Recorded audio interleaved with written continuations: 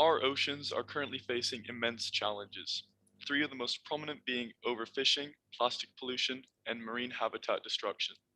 The 8 million pieces of plastic that enter our oceans every day have a significant effect on the wildlife that live there. And with over 60% of fish stocks being fully fished, it is vital to address these challenges to preserve our oceanic biosphere before it is too late.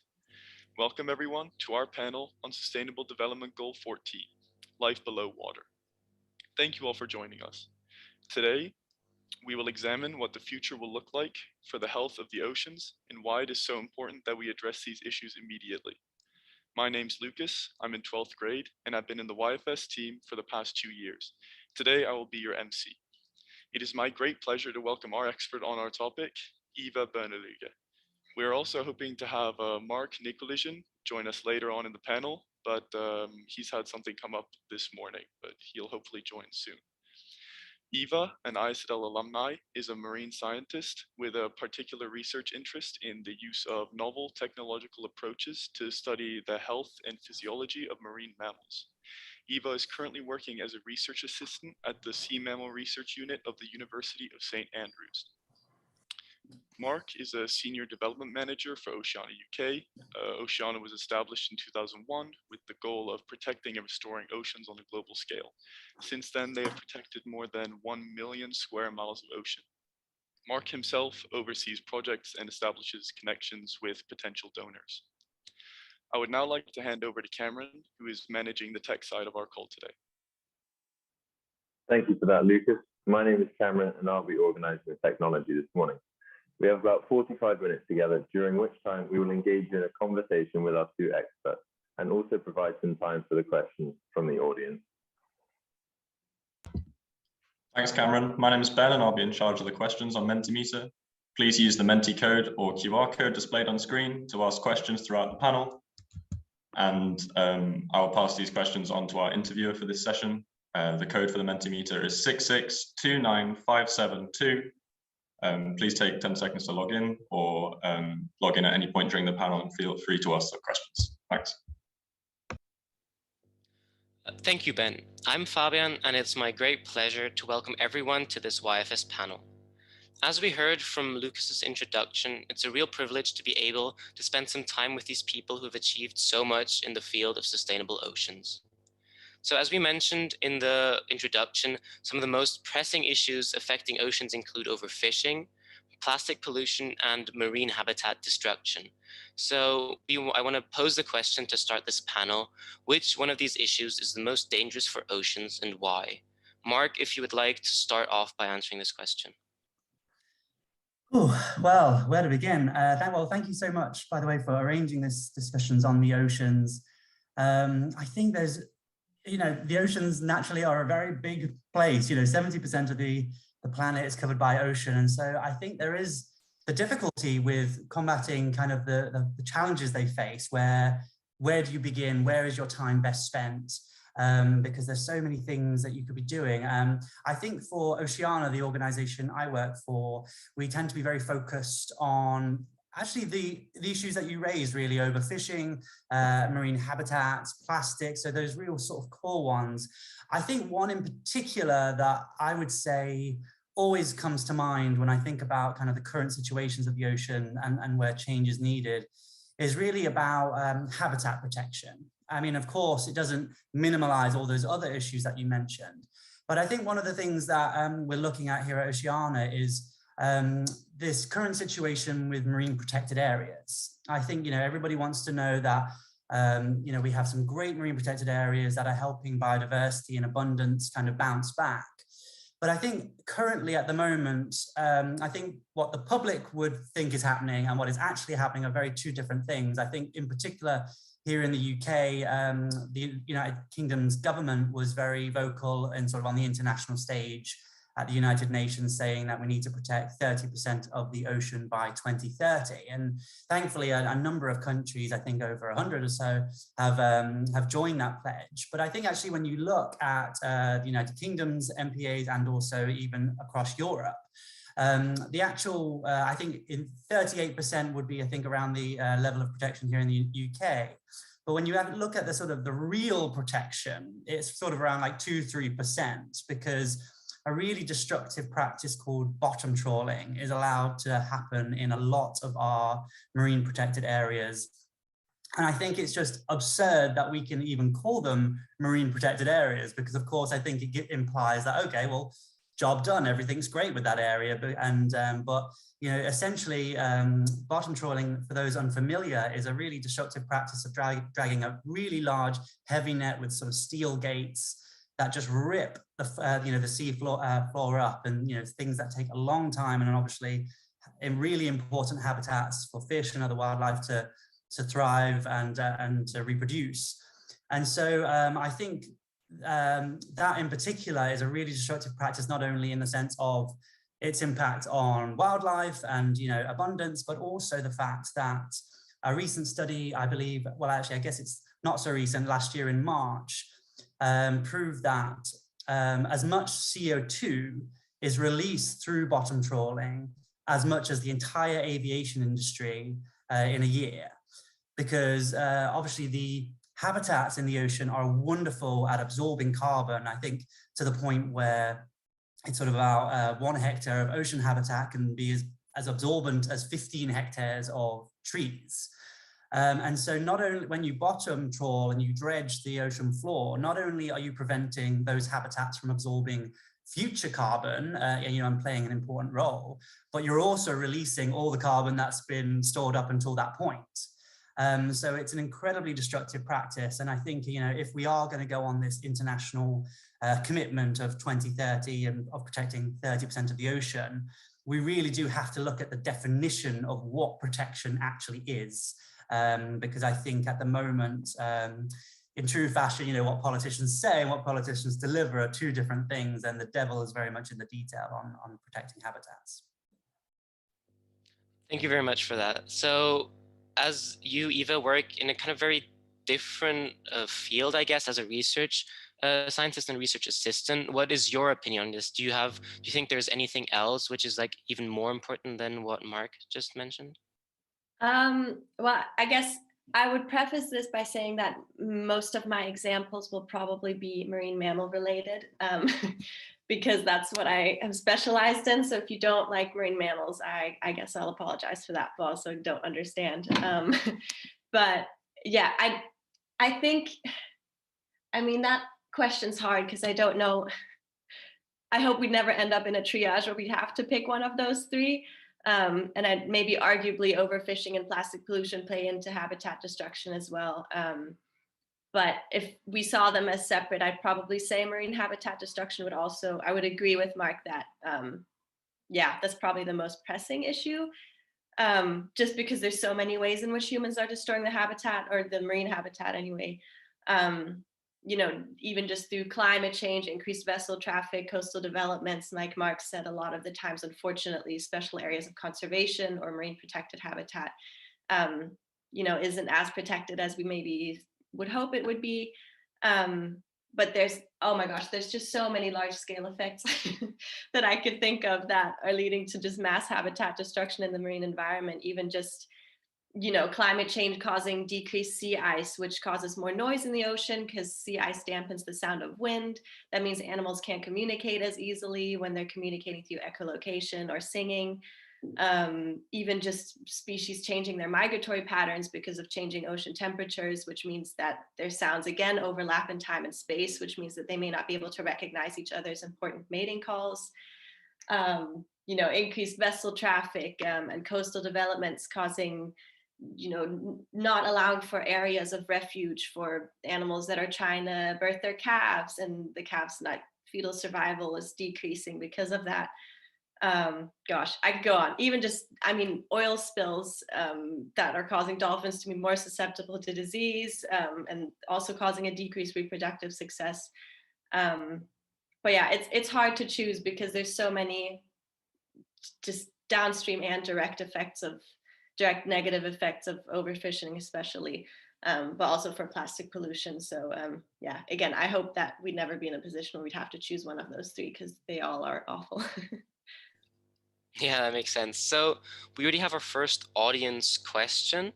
And while we put that up, I'd also like to mention once again, to ask any questions, please use the code 6629572 you can see at the top of your screen.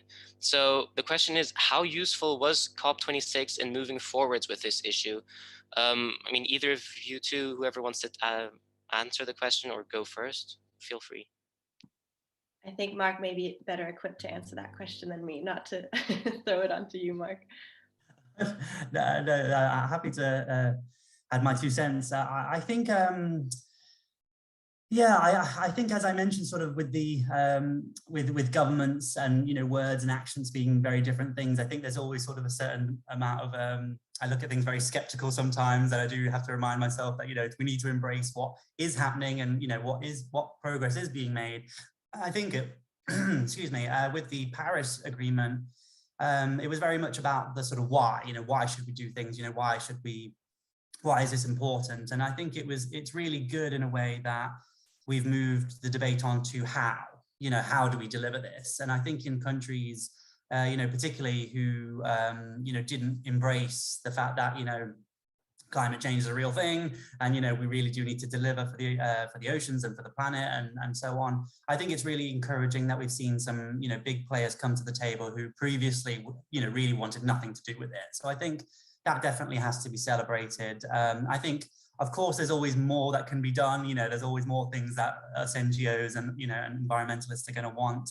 And I think it does have to be a balanced approach in the sense of what is actually truly deliverable, because there's no point making promises that aren't actually going to be able to materialize. So I think some good progress has been made. I think deforestation was an example where we got some really good commitments. But I do think, as always, there's more to do. And I think as much as sort of COP26, was sort of a 2-week event, where everyone was gathered in Glasgow and a lot of great decisions happen, I think really it's the day-to-day actions and activities that are really driving things forward and need to continue. So we definitely can't feel like, job done, and the UK continues to hold the presidency of COP, until the next one is held. So I think there's a lot more in particular that the UK can be doing to kind of push things along. But of course, the COVID situation, the pandemic, has also raised a lot of problems in the sense of how governments can spend their time and just capacity of only so many hours in the day. So I think, yeah, so I think some really good progress, but as always, more to be done. Okay, perfect. Thank you very much. So you kind of mentioned that there's some positives of like what's being done already. So Eva, I wanted to ask you, since you've been working as a research assistant, so like what innovative solutions have you encountered? Because we kind of want to demonstrate there is stuff being done already. So we're curious as to what types of these solutions you've already seen, or you are in the progress of being created, which have chances at success. Yeah. Yeah, that's an interesting question, and forgive me if I go on a tangent, but again, I've been super specialized into the marine mammal field, so I don't know that they're the #1 priority in terms of saving ecosystems and the marine ecosystems, but yeah, innovative solutions. I think what's interesting is that what I regularly read and research or hear about at conferences is that there's a much greater focus on innovation to help study or assess the health of populations and ecosystems rather than focusing on solutions. And that's just because you need funding to conduct research. And in order to secure funding for a potential solution that you may have, you would need to convince the funder that that's a significant issue. And unfortunately, that's the stage that a lot of us, at least in marine mammal science, are at, where we're trying to convince governments and lawmakers that issues that marine mammals are facing are significant and they are pressing. So the focus in my field a lot has been centered around, how can we measure the health of this population and the detrimental impact that whatever issue is having on them in the least invasive way possible, while still gathering scientifically valuable and influential data that we can present. And I should probably also mention that in order to find solutions to the issues that these animals are facing, we need to understand exactly how they're being impacted. And because we actually know so little about these animals or many marine mammal species, That's sort of where a lot of the research focus is centered at, which makes this field so exciting because we keep learning new things and keep learning about how intelligent and cool they are. So I'd probably be able to tell you a bit more about innovation in terms of tools that are being used for research about a population rather than tools to find solutions for issues that marine mammals face. But there are definitely still like cool, innovative solutions that are coming up. So I guess the one that I think is really exciting is there's one species of marine mammals. It's called Hawaiian monk seals, and they're critically endangered, a seal species. And because their population is now so low, they've been dealing with a slow population decline over several years. They have a pretty low genetic diversity and are at risk of disease outbreak, which could essentially wipe them out. And the disease that researchers specifically are worried about is called morbillivirus, and this virus is actually highly preventable by vaccinations. So researchers in Hawaii actually created a vaccination program, and they were able to vaccinate over 1,400. I think they gave over 1,400 injections to Hawaiian monk seals, and they didn't see any adverse reactions yet. And obviously they need to evaluate antibodies over time to see how effective it is, but that's certainly an exciting solution. Unfortunately, with that population and a couple of other Franciscana dolphins, and ones where the genetic diversity is so low and the population numbers are so low, solutions are sort of coming a bit too late. So anything that you try sort of comes with a risk that you could kill off more than that population could handle. But that's certainly an exciting innovation.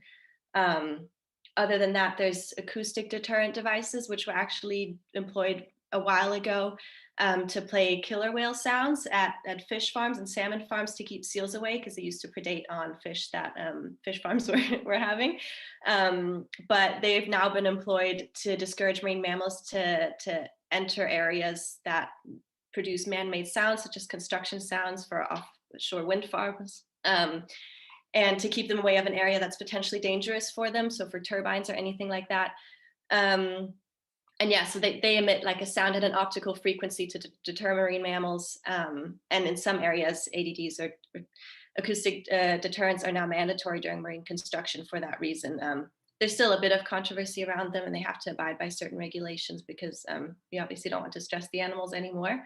But that's some cool technology that's being introduced. And then since we were talking about overfishing, at least at SMU, there's been some work into creating dolphin escape hatches in artisanal fishing nets, which is also, commercial fishing industry is a bit different because it happens at such a large scale. But certainly for artisanal fisheries, that's, a potentially an exciting solution if you are dealing with dolphin bycatch a lot. So yeah, I hope that answers the question somewhat. I feel like I went on for a while there. No, that's perfect. Thank you very much. That's very interesting to hear about. So we have another audience question concerning what you said earlier, Mark, about bottom trawling. And I mean, why is bottom trawling still allowed in marine protected areas? And are there ways to prevent it and ban it and essentially make these protected areas actually protected in a way? Yeah, it's that is the golden question. I think it just drives me crazy that, like I say, they're even allowed to call them marine protected areas. I think one of my previous CEO, I think, used to talk about a German MPA that had bottom trawling. It had like an oil pipe going through it, and it had all these things. And of course, they still get to call it a marine protected area. I think. What I think is really interesting is because even though at the moment they're not banned in marine protected areas, we are in the UK and I think in other places as well, trialing highly protected marine areas. I do find it absurd that it has to be a highly protected. You would have hoped that the protected would have been good enough, but I think in the UK, for example, the government has announced a trial of 5 pilot sites of highly protected marine areas, and they do ban all that kind of activity, including bottom trawling. And I think across Europe, Oceana is an international organization, and we work, of course, across Europe and really sort of lobbying the EU to get these changes, especially because of the vast amounts of MPAs across Europe. And so I think, really the highly protected marine areas, I think, do offer a glimmer of hope that governments are starting to look at that. And I think, I think with governments, we do often have to make the case of not only the environmental kind of impact, but also the economic impact as well. And the fact is that, you know, Oceania, you know, we want people to eat fish, but, you know, and I think, you know, we don't have a problem with the fishing industry being prosperous, but it has to be in a sustainable way that can deliver for both business and also consumers, you know, because across the world, you know, fish sometimes is the only source of protein that people have, especially the poorest communities. And so I think there's a real sort of powerful case that not only the environmental impacts are great in the sense we're protecting these areas, it makes a massive contribution to mitigating climate change. But I think also there is an economic case in the sense of when these areas are allowed to thrive and fish are allowed to, you know, bounce back and be abundant once more, you know, people benefit from that, businesses benefit from that. So I think definitely lobbying your local representative is an important one, you know, getting involved and saying, you know, we want these areas to be protected. And of course, you know, when making the case, like I say, we do like to also say not only the crisis language of what would happen if we don't do something, but also the huge opportunities of, you know, if we do something and, you know, prosper from that. You just mentioned Oceania right now, and we heard in our introduction, like all the successes you've had with how much areas you've protected. But like, how exactly do you achieve this, and what measures do you have to take in order to create these areas, or like the other things you've done during your time at Oceania? Yeah, I find really Oceania a really interesting organization. I think, I mean, really, they were created back in like sort of 1999. It was sort of a lot of foundations got together and sort of realized not really that much money, not only in sort of the whole philanthropic environment, but also even in the environmental sort of pot. You know, so little money was at the time going to the oceans. And so these foundations got together, I think around 5, that created Oceania. And so we're now the largest ocean advocacy organization based solely on ocean conservation. And so we're really sort of, our campaigns extend to countries that combined govern nearly 1/3 of the world's wild fish catch. So we're in Belize, Brazil, Chile, Mexico, Peru, the Philippines, the European Union, the United Kingdom, the United States, and also Canada. And I think, to me, our sort of recipe for success is the fact that we're sort of a very, we sort of look at sort of it being an NGO in a sort of very business-like way, in the sense of delivering measurable results. I think that's what really drew me to Oceania in particular. And I think there are a lot of sort of organizations and a lot of people that sort of talk about a topic, you know, for 10, 15 years, and they have this sort of vision. But of course, getting it to materialize can often be such a huge task, because you're talking about such a large change. Whereas Oceania really sort of prides itself on working on a 3 to 5 year sort of campaign timeline. So that way, at the beginning of that period, we say, you know, this is what we're going to achieve. And by the end of that period, we'll hopefully have achieved it. And we can come back to not only our supporters, but also our funders and the people that's on our international board as well, and say, you know, we're accountable and we delivered on this. And that sort of approach, we're sort of very science and policy focused as an organization. I think, you know, to us, achieving change at the sort of national and international level in legislation is where we see the biggest impact. And I think in particular, sort of as a science organization, you know, governments will often sort of say, oh, well, there's no evidence for that, or how do I know that's true? And it's like, and in some cases, there is a lack of evidence because, you know, maybe a country or an organization lacks the resources to go out and find it. So we do also have research expeditions where we like to go down ourselves and say, right, well, you asked for evidence, there you go. So and so there's no excuses for not doing anything. And so, yeah, this approach really, that sort of 3 to 5 year campaign cycle, and again, that sort of policy and science focus has led to around 225 victories since Oceania began. and like I say, we are very, very strict on what sort of classes as a victory, you know, and so we really class that as like a measurable impact for the ocean, not just an activity. And so it's also, I actually have to remind myself, I think it's about 4.5 million square kilometers, I think it is. Yeah, square miles, sorry. 4.5 million square miles of ocean that we've protected along with our allies and the people that we work with. And I think that's also our key to success is we're very collaborative. You know, there's no point hiding information away and sort of keeping to ourselves. There's a lot of people trying to save the oceans and a lot of organizations. And so we like to share and to work together. And so, yeah, I really like working for Oceana, and I think it's a great place. Yeah, it sounds like you've been doing a lot and it's actually like having an impact on the oceans. So we have another audience question, this time directed at Eva. Very broad, I guess, but it goes into your field about marine animals. And it's what needs to be done to protect large marine animals, such as you mentioned, dolphins, killer whales, along those lines. Yeah, that's that's like you mentioned, pretty broad, because there's a lot of different populations and species that are dealing, unfortunately, with several stressors, but also different stressors. So it really depends on which species and population you're looking at. Some of the critically endangered species are North Atlantic right whales, and they're primarily dealing with entanglements in fish nets. So that that's been a tough one to tackle. Just because like Mark mentioned, there's a lot of stakeholders involved, so it's hard to convince people just to stop fishing for obvious reasons.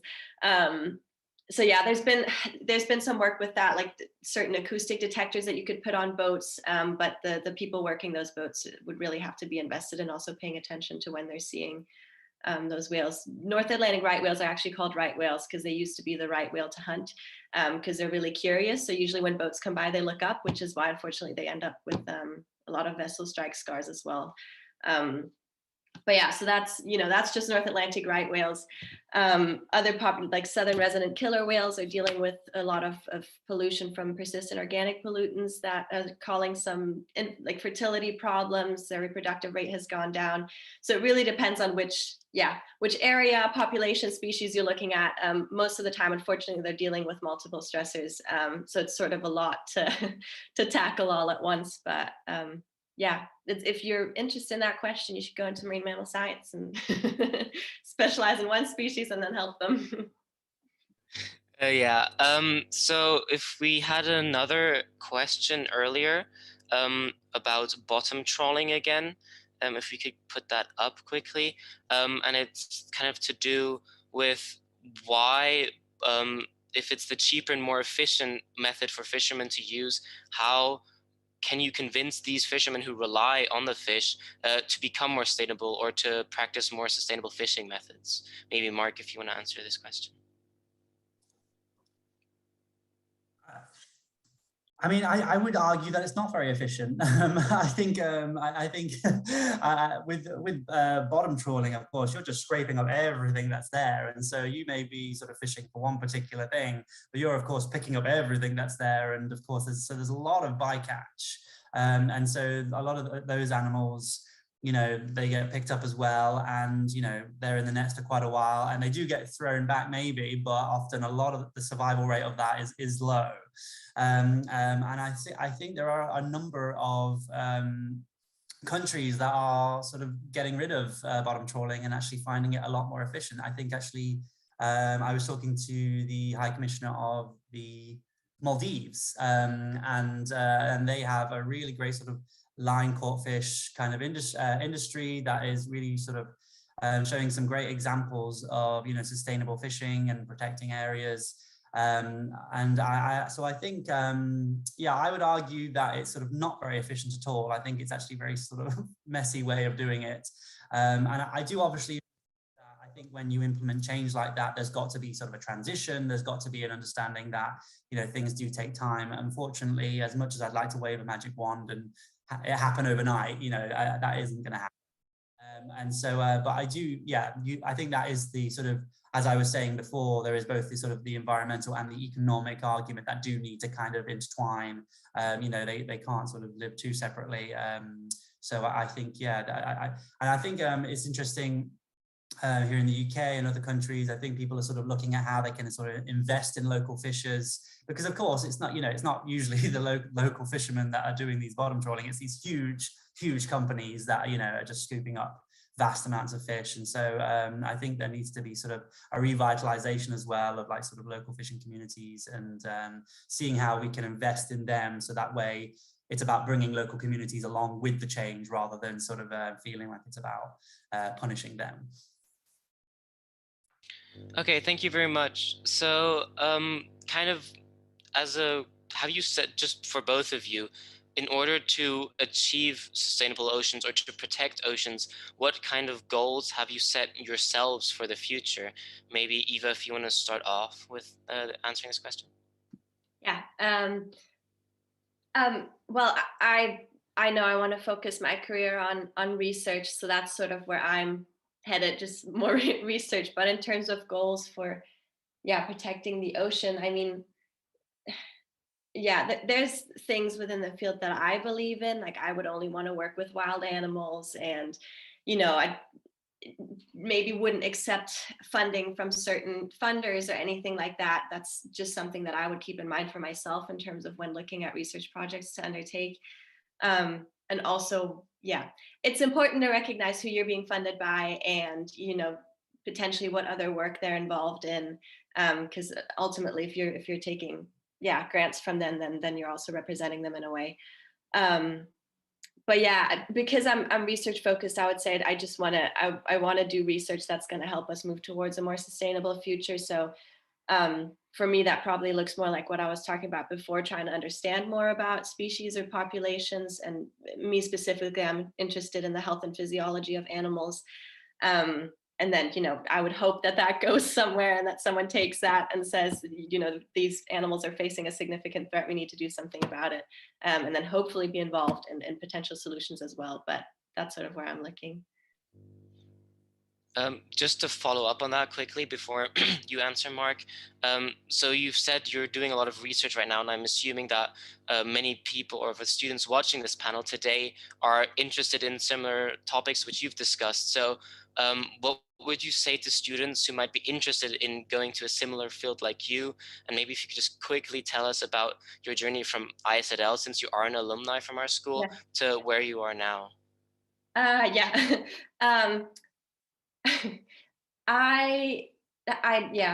knew I wanted to do marine science, but I wasn't entirely sure where I wanted to specialize in that. So I did my undergraduate degree in just marine science. So that was a lot of oceanography, chemical oceanography, physical oceanography. We did geology. I had to take 2 semesters of physics and calculus and organic chemistry and all that. So that was super broad. But actually, when I was in undergrad, I had the opportunity to work with some dolphin research there, which was really great. So I was doing that during the semesters, and then I ended up being there for a summer as well, to study dolphin populations in Tampa Bay in Florida, which is where I went to undergrad.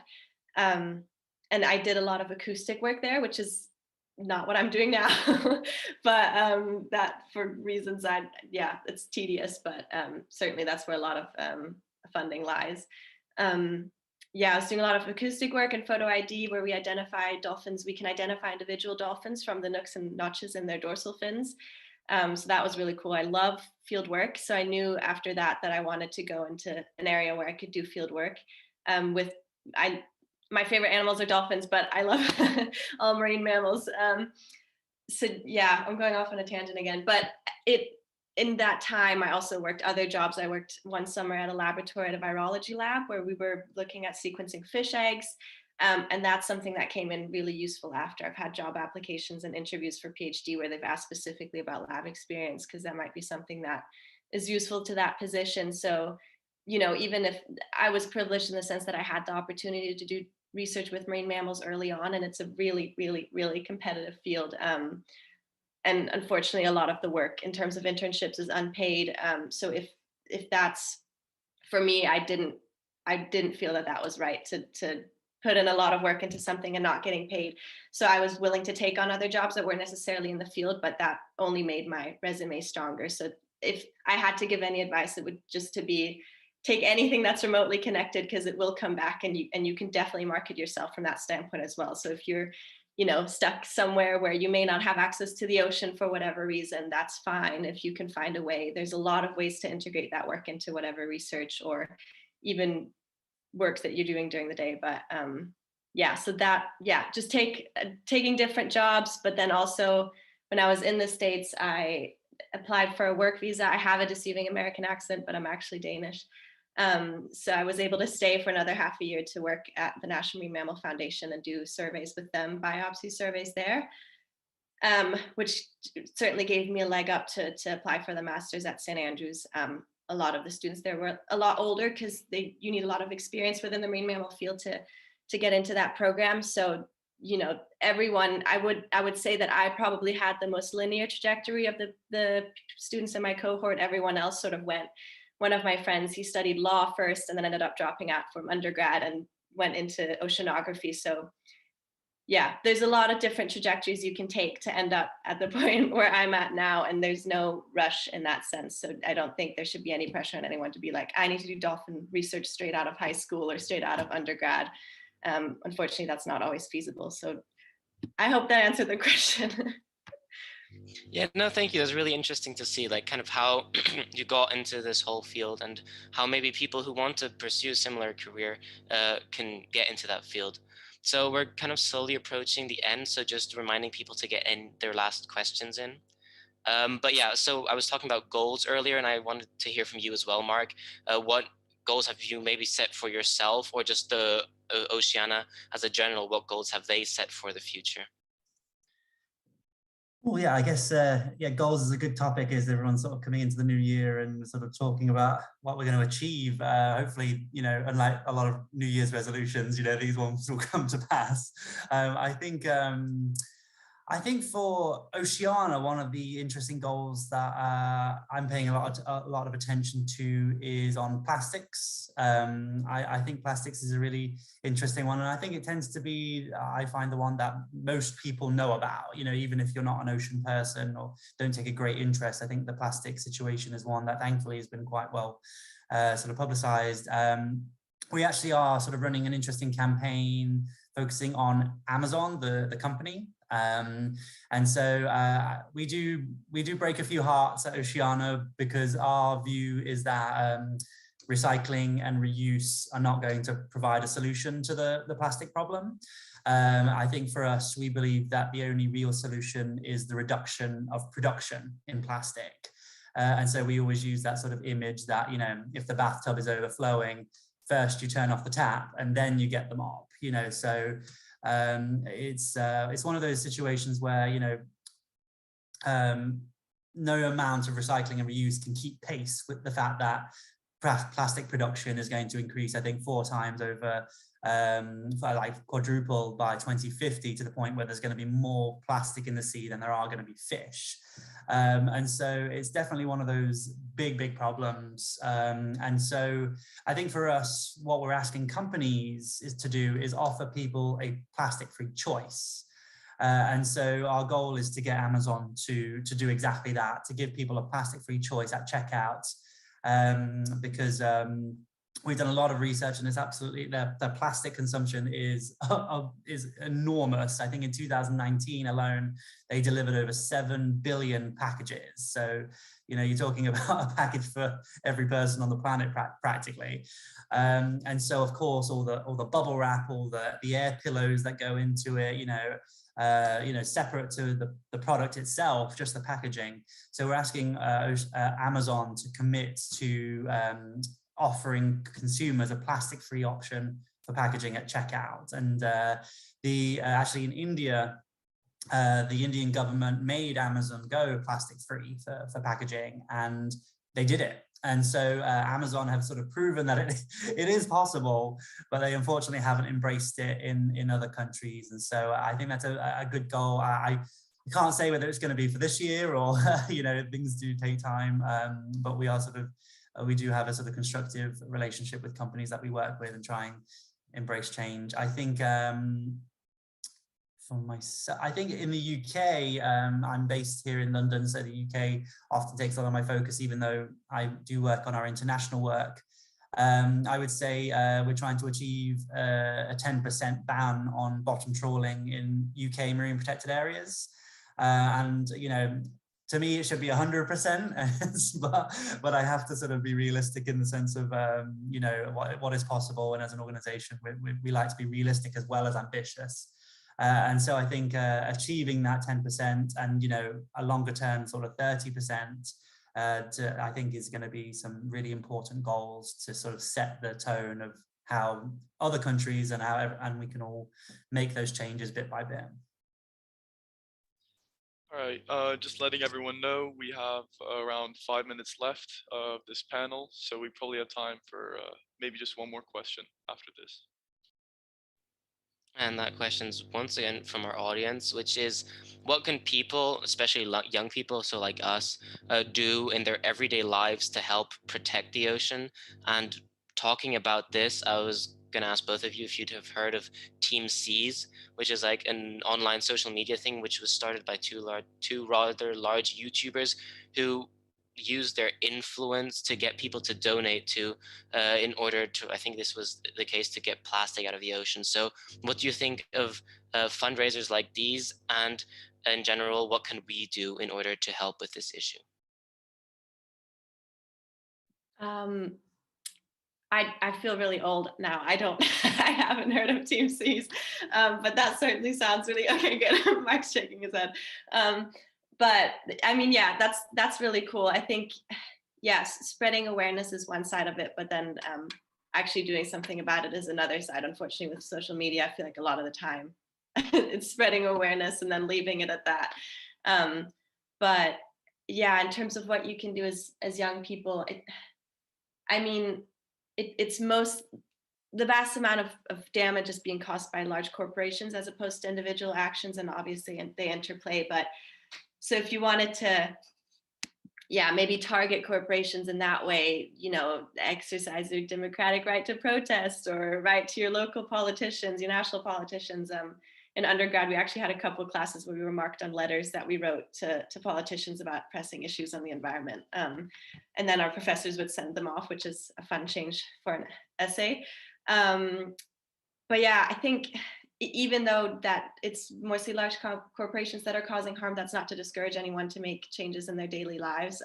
We're privileged enough to be going to, or you all are, I was, I'm sure Mark was too, privileged to go to a really good school.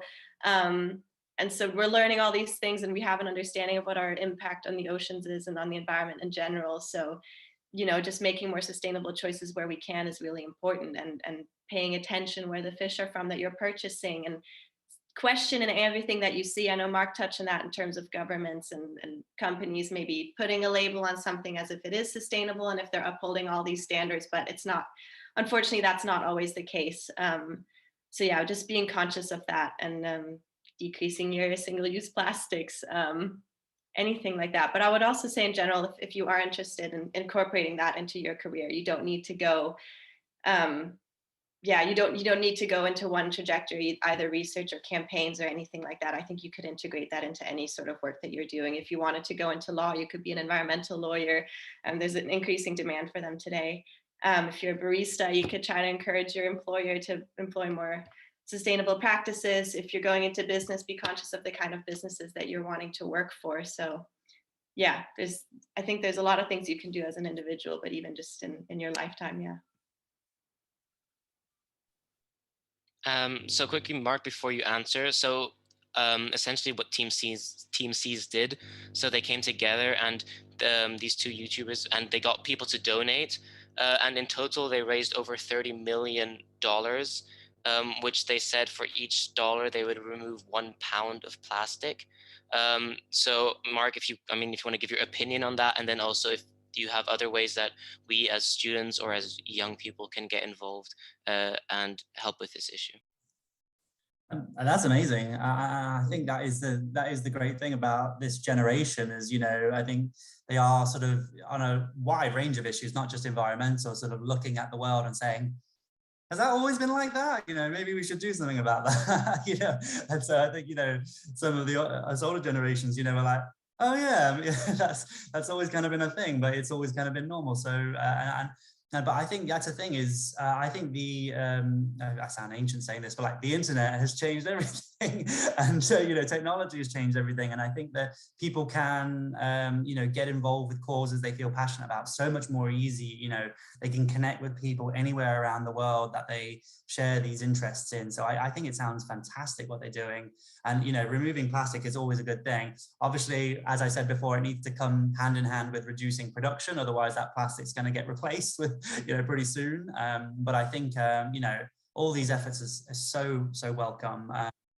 I think, yeah, I think you know, I couldn't agree more really with what you said. I think, you know, exercising your democratic vote, and also not forgetting also that your wallet is also kind of a way of voting. You know, which companies are you choosing to spend your money at? And believe me, companies notice a lot quicker when their sales go down than politicians notice about losing some votes. It's a, you know, and so I think, you know, like you know, saying is, you know, are the companies that you're spending money at, you know, that you're interested in, do their values align with yours? Are they doing the right thing? And I think, as Eva said, you know, there can be a lot of greenwashing going on where, you know, they sort of claim, oh, we're doing all these amazing things. You know, I'm sorry to like name one, but, you know, Coca-Cola is an obvious one for me. You know, I think you see them doing a number of projects. I think I saw them paying for a river cleanup project, you know, and I was like, well, hold on, you know, you're producing 200,000 plastic bottles a minute. and, you know, and that sort of gesture is apparently meant to make up for that. And so I think there has to be, you know, I think with the environmental issue, it can be very frustrating because I think there's sometimes that feeling of like, well, what can I do? You know, as in like, because I think, you know, whatever you feel like, you know, recycling, for example, people have always recycled thinking it's the, you know, it's so efficient and it's going to, you know, save the world. And of course, it's better to recycle than to not. But at the same time, it's not only 9% of the world's plastic has been recycled. And so, but I think, yeah, really to sort of sum up, I'd reiterate everything that Eva said, you know, get involved, you know, protest, write to your, you know, member of parliament or your local representative. I would make the case as well of the sort of environmental point as well. Sorry, the economic point as well. Politicians, their ears tend to prick up when you make that point. And but also, like you say, regardless of what industry you go on to work in, or if, you know, if your parents are in a particular industry or your, you know, friends or family, you know, do engage with them and share your passion for this issue, whether it's on social media, you know, or in person. I think the more we can talk about it and encourage real action, you know, the better. I'm afraid that brings us to the end of our panel. Thank you everyone for listening and sending in your questions, and thank you to our speakers for sharing their knowledge and their experience with us. For all IZL students, please stay in your period 2 class. You'll be instructed what to do from there. And to everyone else, I hope you enjoy the rest of YFS, and we encourage you to join another one of our panels at 2:45. Thank you for inviting us. Thank you so much.